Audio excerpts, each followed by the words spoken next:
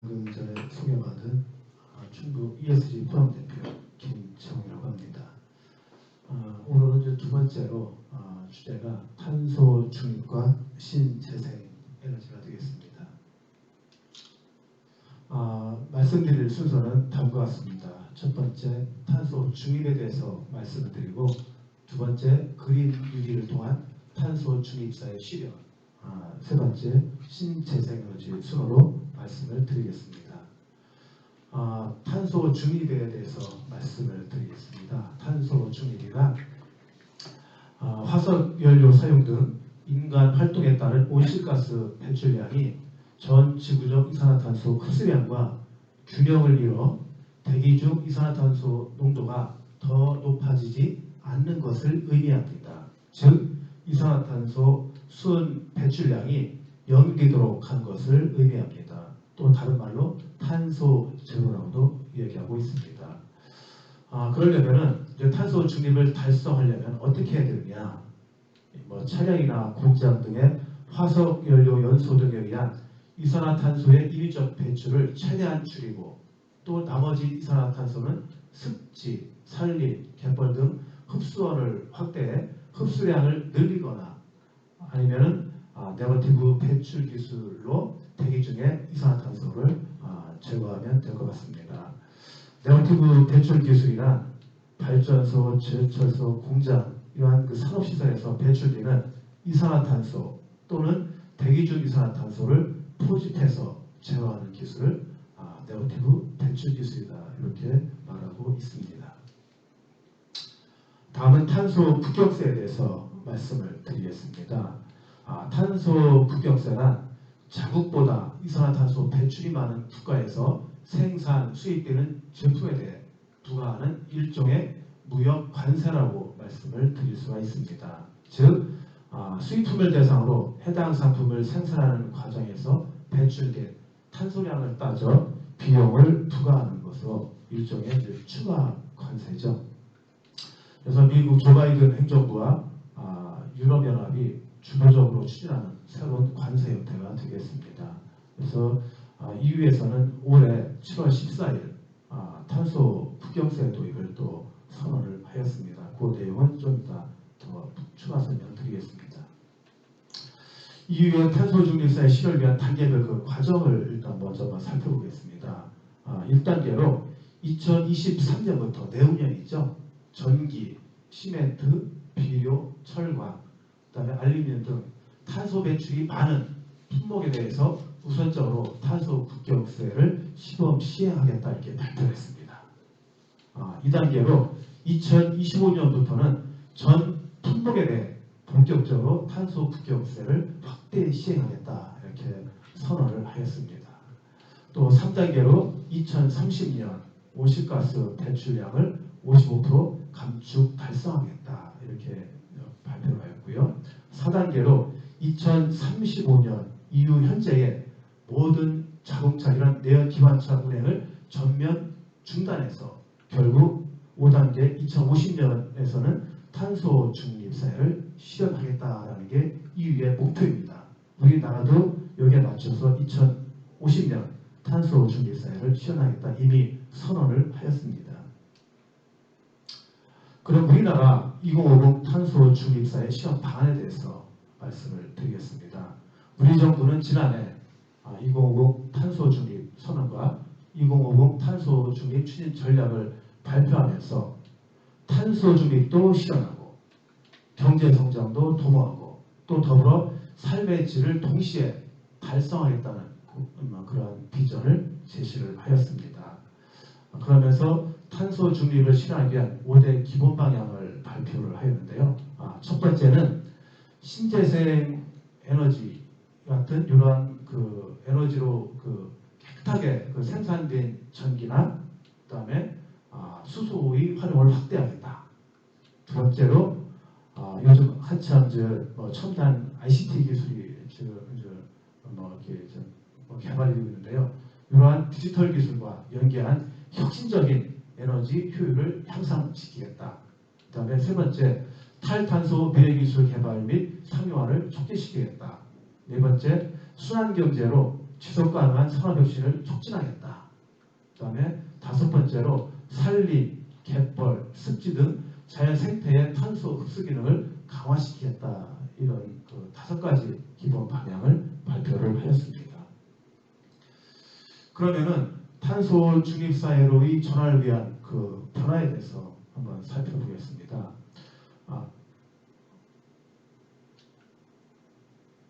그 탄소 중립 사회의 실현은 산업의 전환뿐만 아니라 우리 사회의 모든 구조와 생활 방식의 대전환을 의미한다고 합니다. 그래서 개인, 가정, 학교, 기업, 공공기관, 지역사회 전체가 함께 탄소 중립 생활화를 일상의 문화로 정착시켜야지 가능하다라고 그렇게 말들 하고 있습니다. 즉 개개인의 의지와 노력만으로는 쉽게 바꾸기가 좀 어렵다는 얘기죠. 그래서 결국은 우리 사회의 모든 생활 방식이 탄소 중립에 맞춰 변화되도록 하려면 개인의 영역인 가정뿐만 아니라 사회 시스템 전체가 함께 바뀌어야 한다고 이렇게 생각을 하고 있습니다. 또 탄소 중립의 한 부분으로 탄소 발자국을 고려한 소비운동, 이게 과연 탄소 중립 사회 실현에 도움이 되고 또 국가 경쟁력을 높일 수 있는가에 대해서 한번 알아보겠습니다. 그래서 미래 탄소 중립을 실현하기 위해서는 산업 구조는 고탄소 산업에서 저탄소 산업으로 일단 바뀌어야 되고요. 그 다음에 일상생활의 소비 단계에서는 개인과 기업이 탄소 발자국을 고려해서 제품을 선택하면 제조와 소비가 아주 선순환 구조를 이루어 산업 분야의 탄소 중립을 한층 더 촉진할 수가 있을 것이다. 이렇게 얘기를 하고 있습니다. 또 탄소 중립을 실현하기 위해서 저탄소 인증 제품, 이동거리가 짧은 우리나라, 우리 지역에서 생산한 농축산물, 또 오랫동안 사용할 수 있는 품질 보증 제품, 중고 제품 이용을 생활하는 것이 필요하다고 합니다. 그래서 이거에 일반으로 탄소 발자국을 고려한 소비 운동으로는 이런 것들이 있겠습니다. 음식물 쓰레기 줄이기, 그다음에 저탄소 제품 구매해주기, 그다음에 저탄소 인증 농축산물 이용하기, 또 품질이 보증되고 오래 사용 가능한 제품 사기, 그다음에 과대포장 제품 안 사기, 재활용하기 쉬운 재질 구조된 제품 구매하기 등. 그래서 우리가 할 수 있는 일들부터 실천해 나가는 것이 무엇보다 이제 중요하다 이렇게 이제 얘기하고 있습니다. 그럼 이제 탄소 발자국이 뭔지 간단히 이제 정의를 해놨는데요. 생산에서 소비, 폐기에 이르기까지 제품의 전 과정에서 직간접적으로 발생하는 온실가스의 총 배출량을 탄소 발자국이다 이렇게 정의를 하고 있습니다. 다음은 이제 그린 뉴딜을 통한 탄소 중립 사회 실현에 대해서 말씀을 드리겠습니다. 그린 뉴딜이란 환경과 사람이 중심이 되는 지속 가능한 발전을 뜻하는 그런 말이 되겠습니다. 즉 기존 화석 에너지 중심에서 신재생 에너지로 전환하는 등 친환경 저탄소 경제 구조로 변환하면서 고용과 투자를 늘리는 정책이 되겠습니다. 기존의 화석 에너지 중심에서 신재생 에너지 중심으로 바뀌면서 새로운 일자리가 생기면서 고용이 늘어나고 또 새로운 투자가 늘어나는 그런 정책이 되겠습니다. 그래서 이러한 그린 뉴딜의 시행은 결국 기업뿐만 아니라 국가의 사회적 책임, 지속 가능한 발전, 가치 창출 등을 추구하는 ESG 경영의 한 부분이며 또 ESG 경영의 실천이라고 볼 수가 있겠습니다.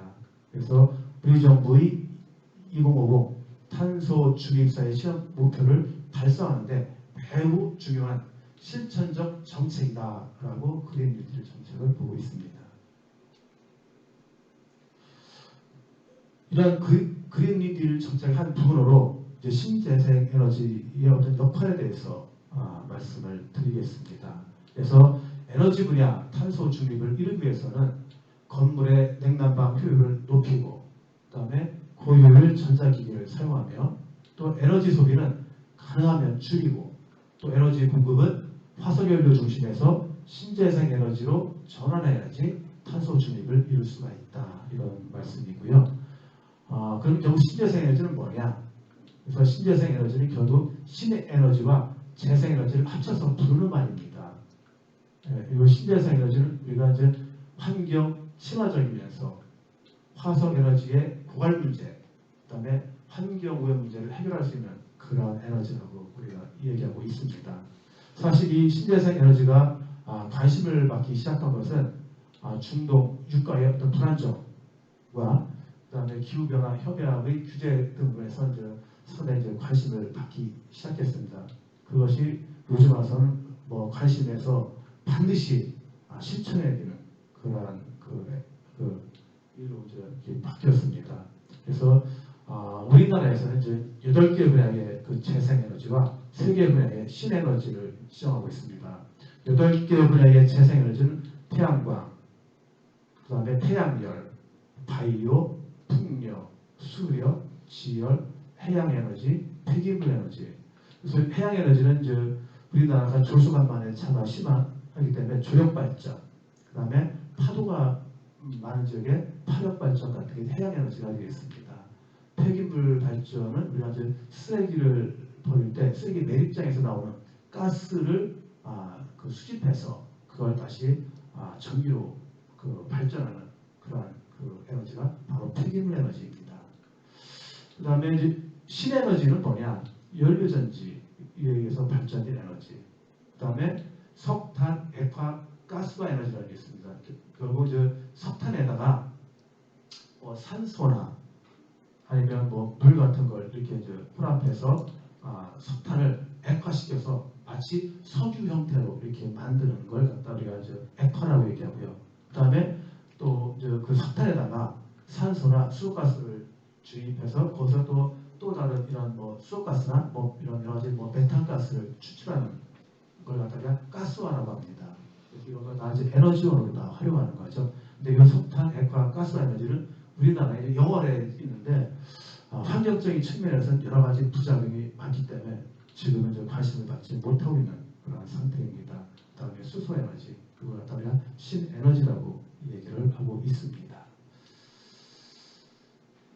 그래서 이제 신재생 에너지라는 말은 사실 예전에는 그 어떤 자원 고갈 문제에서 이제 시작이 된 거거든요. 그래서 신재생 에너지를 신에너지와 재생에너지로 이렇게 분리하고 있다. 그래서 자연에서 얻는 에너지를 재생에너지, 그 다음에 우리가 별도로 가공해서 만든 새로운 에너지를 신에너지, 그래서 여기는 연료전지, 수소에너지가 여기에 포함이 되고 있습니다. 다음은 이제 태양열 신재생 에너지로서 첫 번째 태양열 발전 시스템에 대해서 간단히 말씀을 드리겠습니다. 원리는 지별파이라는 게 있습니다. 그래서 태양광이 조사가 되면 이 태양빛에 의해서 물이 덮여지는 거죠. 이 덮여진 물을 가지고 증기 터빈을 돌려서 전기를 생산해서 한전 전력계통에다 이렇게 전기를 공급하는 방식. 이게 바로 태양열 발전입니다. 말 그대로 태양의 열을 이용한다 이거죠. 그래서 태양광 발전하고의 차이점은 뭐냐면은 이 태양열을 말 그대로 열을 이용해서 물을 덮여서 그 덮여진 물, 그 증기로다가 터빈 발전기를 돌려서 전기를 생산한다는 것이고요. 태양광 발전에 대해서 말씀을 드리겠습니다. 태양광 발전의 원리는 우리가 이제 반도체 재료라고 들어보셨죠? 이 반도체들의 특성이 뭐냐면은 반도체에도 또 종류가 있습니다. 양에 해당하는 P형 반도체와 음에 해당하는 N형 반도체가 있는데 이 P형 반도체와 N형 반도체 접합을 시켜놔요. 여기 양쪽에 이렇게 전극판을 붙여요. 그런 다음에 여기다가 태양 빛을 조사하면 이 내부에서 화학 반응이 일어나면서 한쪽 전극에는 플러스 전기, 한쪽 전극에는 마이너스 전기가 이렇게 발생을 합니다. 그래서 이 만들어진 전기를 우리가 모아서 우리가 여러 가지 에너지로 사용을 하면 되는 것입니다. 그래서 결국 태양광 발전의 원리는 반도체의 광 기저력 효과를 이용한 것이다. 이렇게 이해하면 될 것 같습니다. 그래서 빛이 기저력, 즉 전기로 바뀌는 효과, 이걸 갖다가 광 기저력 효과다 이렇게 얘기를 하고 있습니다. 그리고 태양광 발전 시스템은 이러한 태양전지로 구성된 모듈에서 전기를 만들어서 그 만들어진 전기를 전력 변환 장치, 즉 인버터라는 그 장치가 있습니다. 이러한 인버터란 전력 변환 장치를 통해서 전기를 소비하는 전구가 부하로 가거든요. 이런 부하와 아니면 한전 전력기를 통해 전기를 공급하는 발전 설비를 우리가 태양광 발전 시스템이다. 이렇게 정의를 하고 있습니다. 이 태양광 발전에는 종류가 이제 세 가지가 있는데요. 독립형 태양광 발전 시스템이라는 게 있습니다. 구조는 태양전지, 솔라셀이라고 하죠. 태양전지가 있고 그 다음에 인버터가 있습니다. 이 태양전지는 다 어떤 전기냐? 직류전기가 만들어져요. 이 직류전기를 우리 가정에서 쓸 수 있게 교류로 바꿔주는 게 바로 인버터가 되겠습니다. 그래서 직류전기를 우리 가정에서 쓰는 교류전기, 즉 AC 전기로 바꿔주는 게 인버터다. 이렇게 이해하면 될 것 같고요. 이 인버터라는 것은 결국 반도체 소자를 이용해서 직류전력을 교류전력으로 변화시켜주는 장치가 되겠습니다. 근데 이 독립형은 뭐냐면요. 주로 어디에 쓰냐면 섬이나 아니면 고산지대, 아주 심한 오지 이런 데 활용하는데 이걸 왜 독립형이라고 말씀을 드리냐 하면은 이 낮에 태양광이 풍부할 때 그 발생된 전기를 일단 축전지에 저장을 합니다.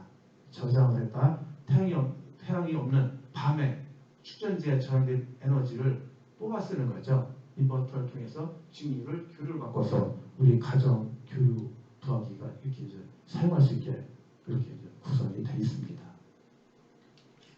다음은 이제 개통 연계형. 우리가 가장 많이 보는 흔한 형태입니다. 그래서 요즘 태양광 발전단지가 상당히 많은 지역에 이렇게 조성되고 있는데 다 이런 형태입니다. 여기는 아까 그 다른 점이 아까 이 앞에 축전지가 있었죠. 배터리가 있었는데 지금 배터리가 없습니다. 태양 전지에서 발생된 직류전기를 바로 교류로 바꿔서 바로 가정에서 부하로 사용하거나 아니면 남는 전기는 한전 계통에다가 팔아주는 거죠. 이러한 시스템을 갖다 우리가 계통 연계형이다. 그래서 아까 그 독립형하고 차이점은 이 축전지가 있느냐 없느냐 이 차이점이 되겠습니다. 독립형은 이런 섬이나 고산지대 이런 오지 즉 이런 한전 전력 계통이 안 가는 그런 섬 이런데 이게 상당히 유효한 방식이 되겠죠. 다음은 이제 복합형 태양광 발전 시스템입니다. 이거는 이제 태양광 발전뿐만 아니라 일반 발전기에서 만들어진 전기 또는 풍력 발전기 등을 통해서 여러 가지 발전기들에 의해서 만들어진 전기를 같이 축전지에다 저장을 하면서 일부는 인버터를 통해서 교류를 바꿔서 부하로 바로 쓰거나 아니면 남는 전기는 바로 한전 상용계통에 이렇게 파는 그런 시스템을 갖다 우리가 복합형 태양광 발전 시스템이다 이렇게 얘기를 하고 있습니다. 자, 그럼 이런 태양광 발전의 그 장단점을 살펴보겠습니다. 장점은 태양광을 이용하기 때문에 친환경, 무한 에너지원이다 이렇게 얘기합니다. 또 소음이 없습니다. 어떤 발전기가 돌아가는 게 없죠. 소음이 없고 그다음에 환경 오염이 없다. 이게 가장 큰 장점이고요. 그다음에 이 태양전지의 수명이 보통 20년 이상입니다. 우리가 통상 25년을 쓰거든요. 이제 최저 20년을 보는데 20년 이상의 어떤 발전 수명으로 반영구적이라고 합니다. 그만큼 유지 보수가 다른 발전기에 비해서 상당히 이제 이렇게 적다 이런 얘기인 거죠. 그래서 그러면서 또 유지 보수가 용이하고 또 필요 발전량에 따라 조절 가능하다. 그래서 많이 필요할 때는 그만큼 태양전지를 더 많이 연결시켜서 전기를 뽑아 쓰고 또 적게 필요할 때는 또 태양전지 일부러 또 차단시켜서 적게 충분히 자유자재로 조절이 가능한 에너지다 이런 얘기고요. 네, 단점이 있습니다. 이제 아직까지는 이 태양전지의 효율이 상당히 낮다 보니까 대규모 면적을 필요로 합니다. 물론 가정에서는 지붕을 활용해서 가정에서 일부 사용하는 전기로 우리가 쓸 수는 있겠지만 우리가 원하는 아주 많은 양의 그 전력을 얻기에는 상당히 제한적이다. 또 계절과 날씨의 영향을 받는다. 그래서 햇빛이 좋은 그러한 계절에는 발전량이 풍부하고 또 장마철, 또 한겨울 이럴 때는 또 상당히 발전량이 이제 적당한 그런 단점을 가지고 있습니다. 그래서 또 거기다 지역별 차이도 상당히 심합니다. 그래서 일사량이 많은 지역에서는 발전량이 풍부하고 일사량이 부족한 지역에서는 또 발전량이 또 상당히 부족하다는 그런 단점을 갖고 있습니다. 다음은 이제 신재생 에너지로 두 번째 이제 많이 주목받고 있는 풍력 발전 시스템이 되겠습니다. 그래서 우리나라는 이제 대관령, 이 강원도 태백산맥 그 부근에 이제 많이 설치가 되어 있고요. 그 다음에 서해안 그 바닷가 쪽에 또 제주도에 풍력 발전이 많이 설치가 되고 있는데요. 기존 풍력 발전기들은 이제 바람에 의해서 이 풍차가 돌아갑니다. 그럼 이 풍차가 기어박스를 통해서 발전기랑 연결이 되어 있습니다. 그래서 이 발전기가 되게 이제 직류 발전기가 많이 사용되거든요. 그래서 여기서 만들어진 직류 전기를 인버터를 통해서 교류로 바꿉니다. 그 가정에서 쓸 수 있는 교류 전기로 바꿔서 여기서 만들어진 전기를 다시 한전계통에 이제 연결시키기 위해서 전압을 승합을 해줘요. 한전계통하고 전압이 같아야지 전력을 갖다 이렇게 한전계통으로 보내줄 수가 있거든요.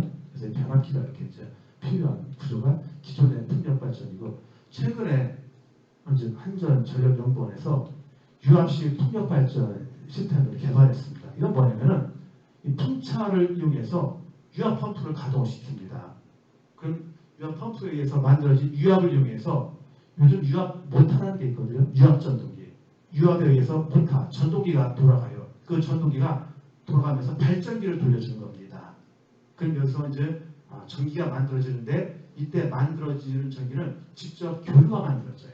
우리 가정에서 바로 쓸 수 있는 교류전기가 만들어지는데, 그 교류전기를 다시 변압기를 통해서 전압을 한전계통하고 맞춘 다음에 한전계통에다 전력을 갖다 공급해주는 그런 시스템을 갖다 우리가 유압식 풍력 발전 시스템이다, 이렇게 얘기를 하고 있습니다. 이 풍력 발전 시스템의 장점은 대규모 장비 비교해서 발전 단가가 낮은 편이다. 그 다음에 상용화가 가능한 에너지 발전 기술이다. 지금 현재 어떻게 보면은 태양광보다는 상용화 측면에서 더 유리한 면이 있어요. 근데 이것도 물론 문제가 있습니다. 그래서 이제 제한이 있는 건데, 세 번째, 친환경적 에너지다. 자연훼손 안 하는 건 아니죠. 그걸 설치하려면 기본적으로 자연훼손을 하게 되어 있습니다. 근데 자연훼손이 최소화시킬 수 있다. 그 다음에 대기오염도 최소화시킬 수 있고 환경오염도 최소화시킬 수 있다. 그래서 결국 자연을 훼손하니까 결국 환경오염도 같이 수반되게 되어 있거든요. 근데 단점은 뭐냐? 바람은 매일 부는 것이 아니면 일정하지 않다. 공급이 불안정하다는 얘기죠. 그리고 또 이 풍력 발전기가 레이더 전파 교란 가능성이 제기되고 있다, 이런 얘기죠. 그러니까 이런 그래서 어떤 레이더에 아마 영향을 주는가 봐요. 그다음에 환경 미관을 해친다는 비판이 좀 있습니다. 그래서 이 대관령에 보면은 예전에 처음에 몇 개 설치할 때는 상당히 보기가 좋았는데, 요즘은 대단히로 설치가 되니까 상당히 흉물스럽게 보이고 있습니다. 그래서 대규모 단지에서 대규모 형태로 존재할 때는 환경 미관을 해친다는 이러한 그 단점을 가지고 있습니다. 자, 요즘 이제 가장 그나마 효율이 제일 좋은 그 발전이 바로 연료전지 발전입니다. 이 연료전지 발전의 원리는 뭐냐면은 이거 간단합니다. 음극과 양극이 있고, 음극과 양극 사이에 이렇게 전해질이 있습니다. 전해질이 있고, 이러한 그 연료전지에 음극에는 수소가스를 주입해주고 양극에는 공기를 주입해줍니다. 근데 공기 중에 뭐가 있습니까? 산소가 있죠. 오탄인데요. 산소입니다. 공기 중에 산소를 공급해주면 이 내부에서 전기 화학 반응이 일어나면서 양극에는 플러스 전기, 음극에는 마이너스 전기가 만들어져요. 이게 이제 연료전지거든요. 근데 이 연료전지는 이렇게 전기만 만들어주는 게 아니고 뭐가 부산물을 만들어지냐? 물이 만들어집니다. 근데 이 물이 어떤 물이냐면요, 따뜻한 물이 만들어져요. 따뜻한 물. 그래서 이 따뜻한 물을 다시 우리가 난방이나 이런 쪽에도 우리가 활용을 할 수가 있습니다. 이게 이제 연료전지 발전 시스템의 모형을 보여주고 있습니다. 그래서 이거는 이제 이러한 양극과 음극이 있고 사이에 전해질이 있고 여기에다 이제 양극에다 수소가스, 음극에다 공기를 공기 중에 산소를 공급하면 전기가 만들어지는 원리를 이제 설명하고 있는 거고요. 이때 열도 같이 만들어진다. 물과 열이 같이 만들어진다. 이런 얘기를 지금 하고 있습니다. 자, 여기 한번 잘 봐보시죠. 여기 이제 연료전지를 이렇게 쌓은 겁니다. 하나, 둘, 셋, 넷. 대단위로 이거 갖다 연료전지를 쌓은 걸 연료전지 스택이라고 해요. 또 앞에를 그 연료전지는 우리가 수소가스를 공급해주기 위해서 뭐가 있냐? 계질기라는 게 있어요. 계질기.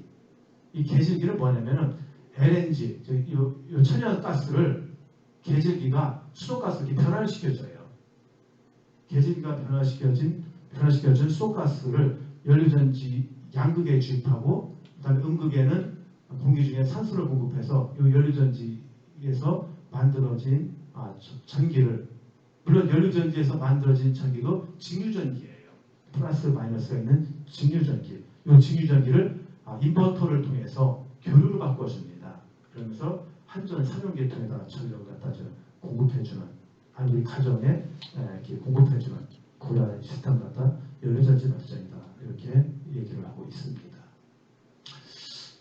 다음은 이제 연료전지 발전의 장단점에 대해서 말씀을 드리겠습니다. 이제 장점은 친환경 에너지다. 그 다음에 가장 두드러진 게 에너지 효율입니다. 태양광이나 이런 거에 비해서 효율이 상당히 높다는 게 장점입니다. 효율이 평균 60%라고 합니다. 우리가 60에서 65%를 보고 있거든요. 그래서 낮을 때는 40%, 높을 때는 80까지 에너지 효율이 나오고 있습니다. 그래서 평균 60에서 65를 갖다 우리가 가정하고 있습니다. 그 다음에 열뿐만 아니라 전기 에너지 등 다양한 에너지원으로 활용 가능하다. 이런 얘기인 거죠. 물론 연료전지는 전기가 만들어질 때 물과 열이 같이 만들어진다 이런 말 했어요. 그래서 그 물이 따뜻한 물이죠. 열이 발생하니까. 그리고 또 장점 뭐냐? 계절과 날씨의 영향을 받지 않는다. 연료전지는. 그게 큰 장점이고 신재생 에너지를 대상으로 비교했을 때 얘기입니다. 그 다음에 공간에 따른 제약이 적다. 이 태양광은 대단히 면적이 필요하죠. 풍력 발전도 큰 면적이 필요한데 이 연료전지 발전은 공간의 제약이 상대적으로 상당히 적다라는 게 장점이고요. 단점은 뭐냐? 수소 활용과 저장 시 사고의 위험성이 항상 있다. 이 수소가 상당히 가볍고 불에 잘 타는 성질을 갖고 있어요. 또 이 수소가 공기랑 만나면 폭발합니다. 수소 폭탄이죠. 물론 우리가 무기로 사용하는 수소 폭탄은 수소에다가 핵분열에 의해서 발생할 때 엄청난 열을 가하면 순간적으로 엄청난 폭발력을 갖습니다. 그게 이제 수소 폭탄인 거죠. 그렇게 활용하면 수소 폭탄이 되는 거예요. 근데 적당한 온도로 활용하면 아주 안전한 에너지원이 되는 거고. 그래서 또 단점은 뭐냐? 아직까지는 수소를 만드는 원가가 상당히 비쌉니다. 그리고 그 연료 공급 인프라가 이제 부족하다는 게 현재 그 단점이고요. 그 다음에 현재까지는 아직까지 설치 비용이 높다. 그러다 보니까 이 가정에서 쓰기에는 효율이 낮다라는 그런 단점을 가지고 있습니다. 그리고 앞으로 우리가 가정에서 쓴다면 현재 우리 도시가스가 연결돼 있죠. 이게 다 LNG거든요. 연료전지 설치하면 도시가스 관을 통해서 그 LNG를 계집기를 설치해서 수소로 바꿔서 바로 가정에서 연료전지 발전을 할 수가 있습니다. 앞으로 이런 쪽으로 발전이 될 겁니다. 다음은 신재생 에너지로 바이오 에너지라는 게 있습니다. 바이오 에너지는 여러 가지가 있는데 그중 우리나라가 앞으로 활용할 수 있는 게 뭐냐면 지금 현재 우리 쓰레기 매립장이 상당히 심각한 문제죠. 이 쓰레기를 매립하면 이 쓰레기 매립에서 뭐가 생기냐면 가스가 발생합니다. 그래서 이 쓰레기 매립장에 관을 이렇게 설치해서 여기서 가스를 수집을 해요. 근데 이 가스에는 메탄이나 이산화탄소, 산소 등이 이렇게 추출이 되는데 그 중에서 이런 메탄 같은 걸 활용하는 거죠. 이 메탄을 우리가 연소시키거나 아니면은 엔진에다 직접 주입을 시켜서 폭발을 시켜서 뭐 내연기관을 돌려서 발전을 시키거나 아니면은 연소를 시켜서 이 연소할 때 나오는 열을 갖고 물을 덮여서 증기 터빈을 돌려서 발전기를 돌려서 전기를 만드는 걸 갖다 우리가 바이오 에너지다 이렇게 우리가 얘기를 하고 있습니다. 다음은 이제 수소 에너지에 대해서 말씀을 드리겠습니다. 요즘 가장 각광을 받는 에너지입니다. 일단 수소 에너지는 미래 우리나라가 탄소 중립 사회를 실현하는데 필수적인 요소라고 현재 우리가 보고 있습니다. 그리고 국가 산업 발전 및 국민 삶의 질 개선에도 상당히 많은 역할을 할 것으로 예상을 하고 있는데 세 가지 측면에서 살펴보면 우리나라가 다른 나라에 비해서 이제 앞선 수소 기술을 가지고 있습니다. 그래서 이러한 앞선 수소 기술을 바탕으로 빠르게 성장하는 글로벌 수소 경제 시장을 갖다 우리가 선도할 수 있다. 그래서 우리나라는 이미 수소 전지차, 연료 전지 분야에서 상당한 수준의 기술을 보유하고 있습니다. 그래서 대표적인 나라가 지금 현재 이강 체제입니다. 일본하고 우리 대한민국입니다. 그런데 일본은 현재 이 기술 발전이 좀 약간 지체가 되고 있어요. 우리가 일본을 지금 앞서 있는 상태입니다. 근데 또 우려되는 건 중국이 현재 여기에 뛰어들었다. 그래서 앞으로 이쪽 연료전지, 수소에너지 분야는 결국 그 삼국 경쟁 체제가 될 거다 이렇게 예상하고 있습니다. 수소에너지는 우리나라의 발전, 수송, 산업 및 건물을 비롯한 다양한 분야의 탈탄소에 막대한 기여를 할 수 있을 것이다 이렇게 우리가 예상을 하고 있습니다. 그래서 이제 그 탄소 중립 사회 실현을 앞당길 수 있는 그런 에너지가 결국 수소에너지다 이렇게 우리가 이제 관측을 하고 있습니다. 수소에너지 활성화는 에너지 자원의 다각화 측면에서 또 국가 에너지 안보를 중동이 석유 생산량을 늘렸다 줄였다 하면서 여러 가지 압박을 가할 수가 있잖아. 이런 데서 우리가 이제 자유로울 수가 있겠죠. 그래서 에너지 안보를 향상시킬 수 있다는 그런 또 장점을 갖는 그런 에너지가 되겠습니다. 그러면 이제 수소에너지가 이제 어떻게 추출되는지 한번 말씀드리겠습니다. 수소에너지는 물이나 유기물, 화석연료 등의 화물 형태로 존재하는데 이러한 화물 형태로 존재하는 수소를 분리해서 우리가 에너지로 이용하고 있습니다. 이러한 수소에너지의 장점은 자원 고갈의 여부 없는 친환경 에너지다. 우리 그 우주의 75%가 다 수소라고 하죠.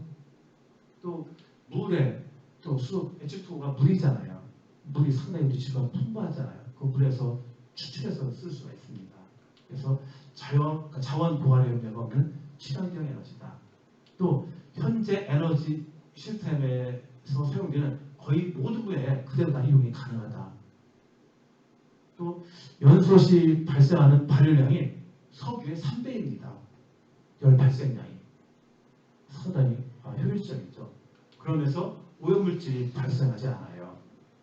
만약에 여기서 발생한다면 수소가 연소 시에 발생하는 것에 약간의 질소가스와 약간의 물이 발생합니다. 이거는 전혀 환경에 큰 영향을 주지가 않습니다. 단점으로는 뭐냐? 이런 화합물 형태에서 수소를 얻는데 많은 에너지가 소요가 된다는 게 현재 단점으로 지금 거론되고 있습니다. 또 이거 추출할 때 이런 화석연료에서 추출하면 대기오염 물질이 또 발생한다는 그런 또 단점이 있어요. 그래서 결국 물이 주로 관심사가 되겠죠. 이런 물이나 유기물 등에서 추출하는 게 아마 대안이 될 것 같습니다. 또 아까 말씀드렸다시피 폭발의 위험이 있다. 이 수소가스가 공기랑 만나면 폭탄이 될 수 있거든요. 폭발의 위험이 있다. 그래서 물론 수소 폭탄만큼의 위험은 아니지만 수소 폭탄의 위험이 강한 이유는 뭐냐면 원자 폭탄이 핵분열이잖아요. 핵분열 시에 순간적으로 엄청난 에너지가 생기죠. 엄청난 에너지와 수소가 만나면 엄청난 폭발력이 생기는 거예요. 그게 바로 핵폭탄을 능가하는 그런 에너지죠. 그게 바로 수소폭탄입니다. 그래서 이제 북한이 이 수소폭탄을 핵폭탄을 떠나서 탄단에 더 진화된 수소폭탄을 북한이 개발했다라고 이렇게 최근에 거자고 발표를 한 적이 있습니다. 또 단점은 뭐냐? 부피당 에너지 밀도가 낮다. 그래서 저장이 어렵다는 그런 문제점을 가지고 있다. 이런 얘기입니다. 그래서 지금까지 이제 신재생 에너지를 쭉 말씀을 드렸는데요. 그래서 앞으로 특히 우리가 이제 관심을 가질 분야가 이 마지막 수소 에너지가 아닐까 이렇게. 그래서 이 수소 에너지가 결국 탄소 중립사의 실현 앞당인데 상당한 역할을 할 것이다 이렇게 생각을 하고 있습니다. 예, 이상 그 탄소 중립과 그 신재생 에너지에 대해서 발표를 마치겠습니다. 예, 수고하셨습니다. 감사합니다.